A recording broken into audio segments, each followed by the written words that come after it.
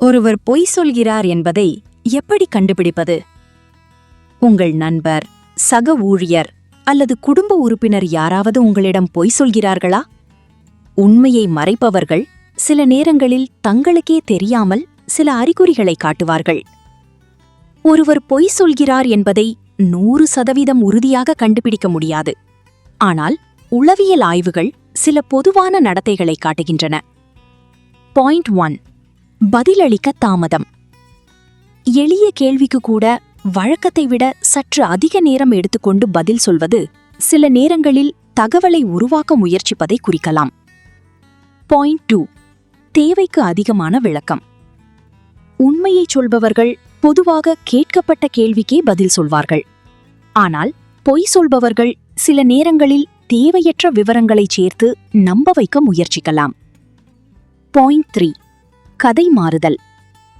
ஒரே சம்பவத்தை வேறு நேரங்களில் கேட்கும்போது சிறிய விவரங்கள் அடிக்கடி மாறினால் கவனிக்க வேண்டியது அவசியம். பாயிண்ட் 4. உடல் மொழி மாற்றம்.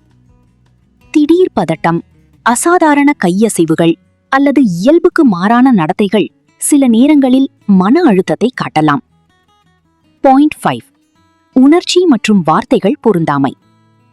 சோகமான விஷயத்தை பற்றி பேசும்போது சிரிப்பது அல்லது மகிழ்ச்சியான விஷயத்தை பற்றி பேசும்போது அசாதாரண பதட்டம் காட்டுவது போன்றவை சில சமயங்களில் முரண்பாடுகளை காட்டலாம்.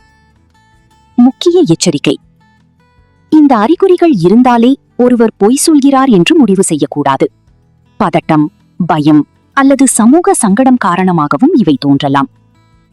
இறுதியாக, ஒரு அறிகுறியை அல்ல, பல அறிகுறிகள் சேர்ந்து உருவாக்கும் பேட்டர்னை தான் கவனிக்க வேண்டும்.